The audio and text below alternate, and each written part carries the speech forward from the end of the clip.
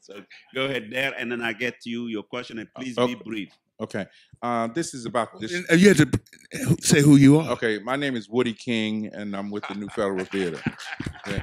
This is about the the distribution of information. This distribution of information through the new culture of film out of Senegal, out of Namibia, the Burkina Faso. These filmmakers internally, in terms of the content of their work, are defining the problems that they face within their own country. And we immediately recognize these problems are global. These problems are international. So we are looking at the dialogue, the conversation that, for example, in the film that you just did, Bamako, okay, the conversation is now not only within that country, but global. It's worldwide. So how do you see the culture of the new media, in a sense, transforming the conversation? Okay, thank you. Yes, how you doing? My name is Alan, and my question is to Ms. Davis, Mr. Glover also. Nelson Mandela was a very, very celebrated leader who put a lot of sacrifice with his life, battling apartheid. But I have a question about a man who was an activist who died during apartheid, and Stephen Biko. And I'd like to know, if you heard of Mr. Biko, have this man been a powerful? I'm sure you have, but has this man been Chris Honey. a powerful Yes. influence? Yeah, Chris Honey. A powerful influence in your lives, because he fought and died tragically in 1977. Steve Biko question. Okay. Yes, my name is Yasantawa Nzinga. And this is, I think, basically to Angela, but also to Danny. You speak a lot about the prison system, but not specifically about some of our political prisoners who have been in jail for 30 to 40 years. And when you speak of Nelson Mandela, I can't help but feel for our Nelson Mandelas who are still locked up in jail. So I would like for you to address them, either one of you, more specifically, if you will. Thank you. Good evening. My name is Kressner Brown, and my question is more to what do you see as the vision for African Americans here in the United States? Oftentimes I look at our communities and I see the state, the affairs, but what specifically would you say is a vision for our community, for our people as a whole? And I'm looking at it from a nation perspective, not necessarily like, a group perspective, just to keep it brief. Hi, my name is Laden Awad. My question was for the whole panel, actually. Dr. Davis, earlier you mentioned that we need to develop global solidarity and need to somehow recreate memory and history and talk about it. And this could be a vague question, but how does one go about doing this? How do we keep the momentum going that once existed here in America, in Africa? How do we bring back these movements and these people's involvement? Because there was a time where everyone was ready to go out and fight for their rights. So how do we bring that back? Okay, so you have the last word, but if Danny wants to come back, he's completely. Go ahead. Or maybe come back quickly and then you have the last word. Well, certainly, I think one of the things that Angela has talked about and mentioned, the whole building of internationalism and relationships, and we can't emphasize that enough. That's been a part of movement building from artists, whether it was Paul Robeson, whether they were writers, the great writer, Trinidadian historian C.L.R. James, there's been a movement from W.B. Du Bois, who died in Ghana in 1963. in the sense that we, in some sense, have failed to realize and sense in memory, the memory of those particular movements, in support of those movements. You know, it was people like even Langston Hughes, who formed relationships with various artists around the world.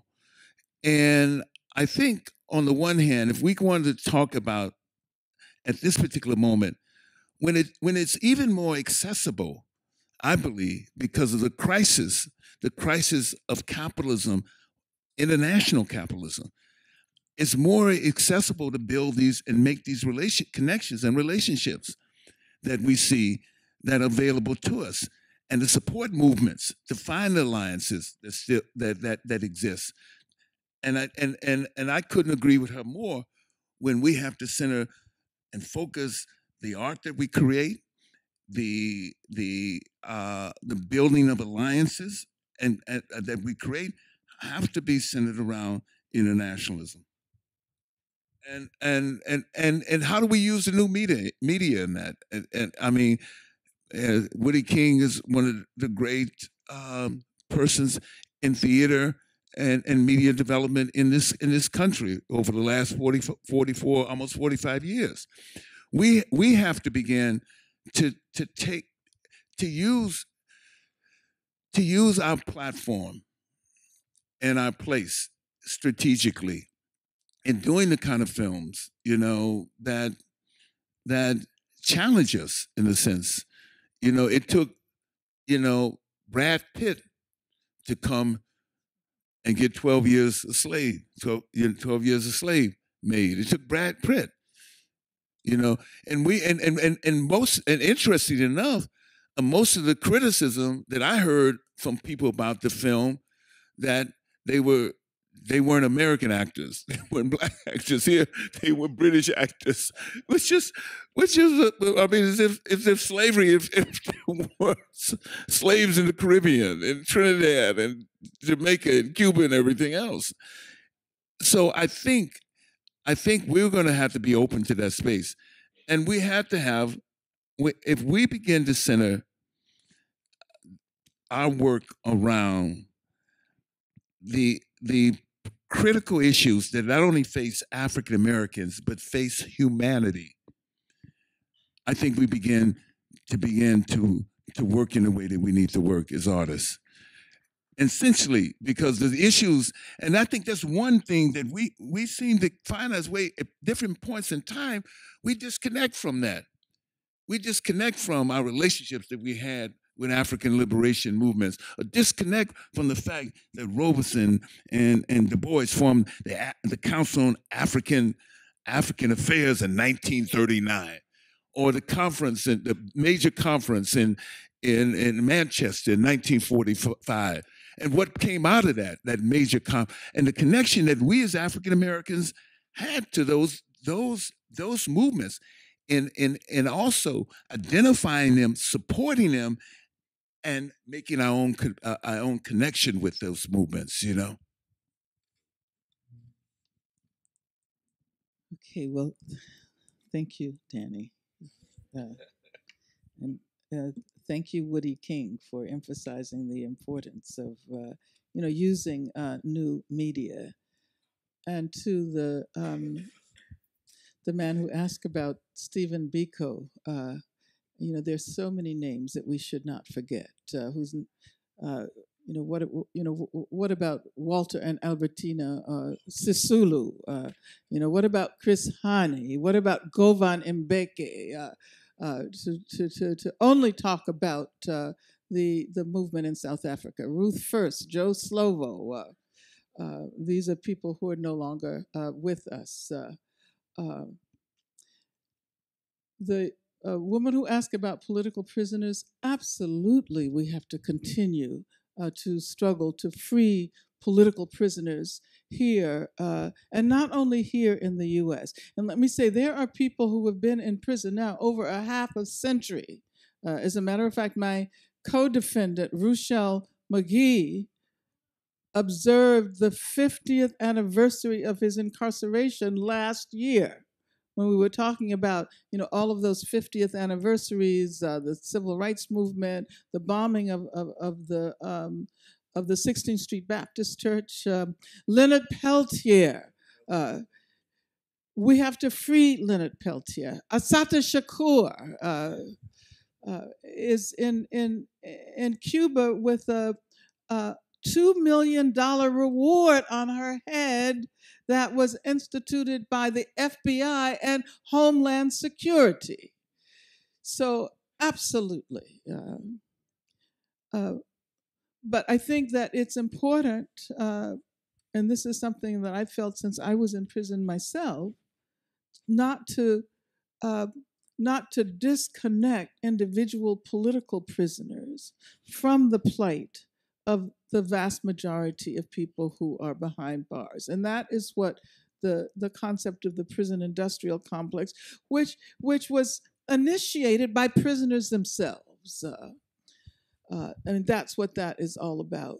Vision for African Americans from a national perspective.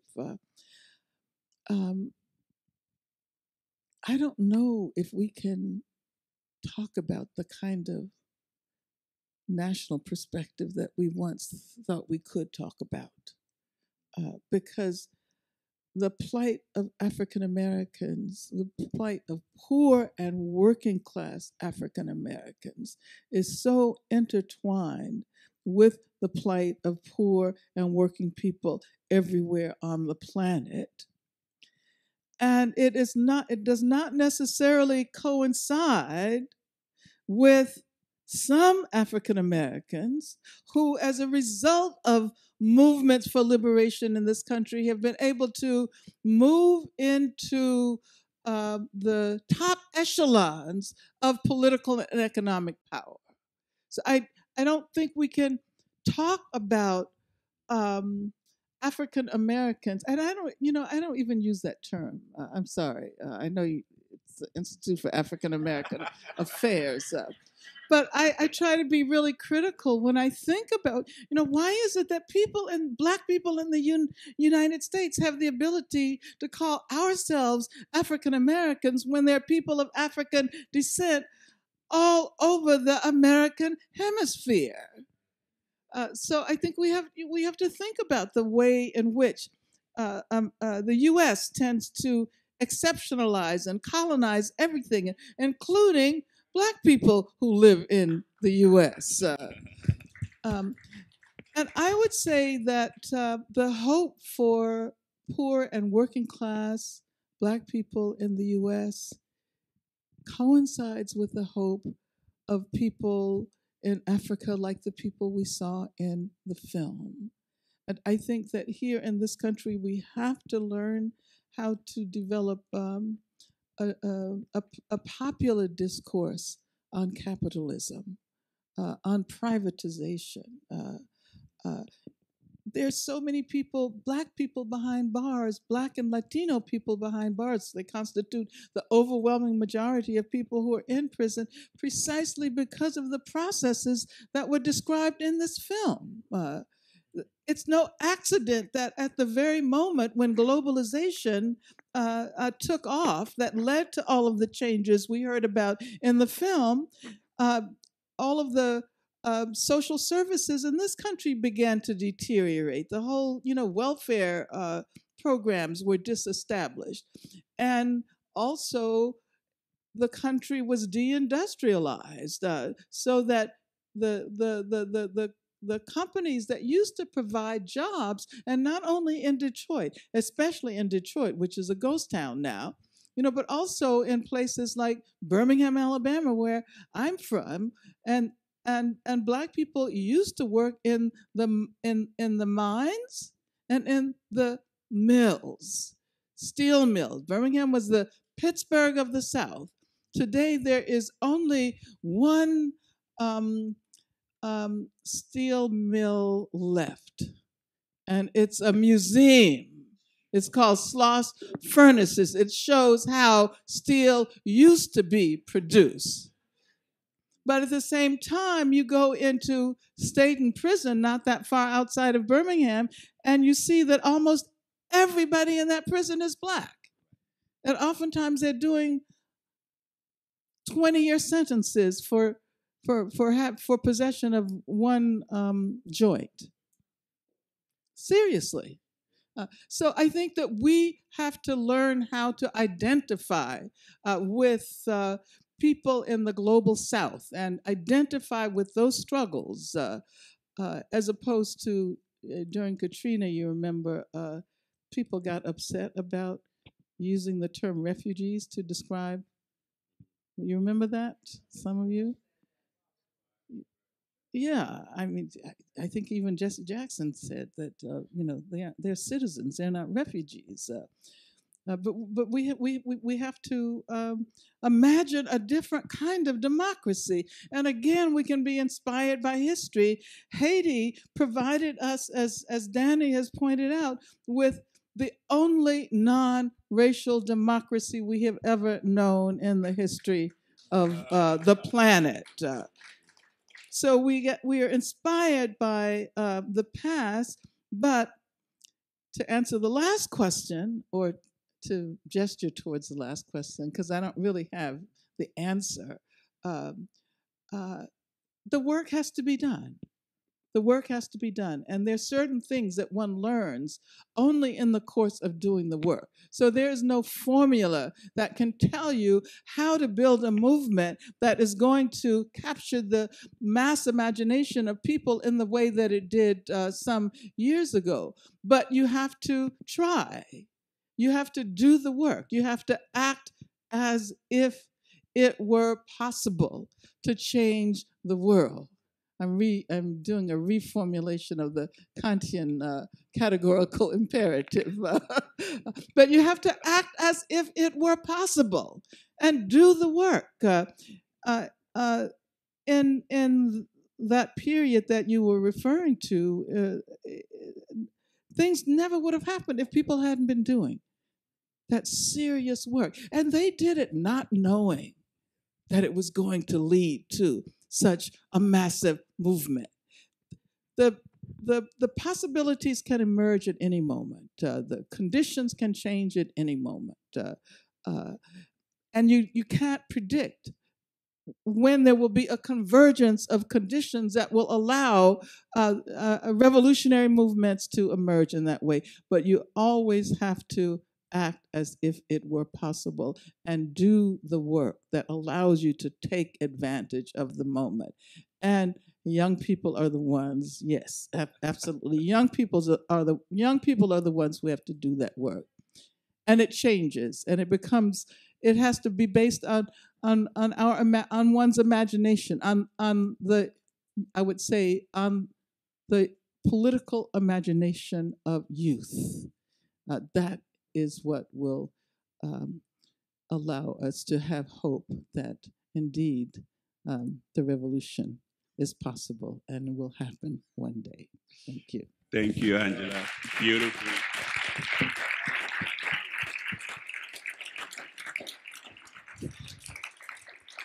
Yeah. Thank you, Danny. Thank you, Angela. And thank you for coming and for being so patient. Thank you so much. I'll see you tomorrow.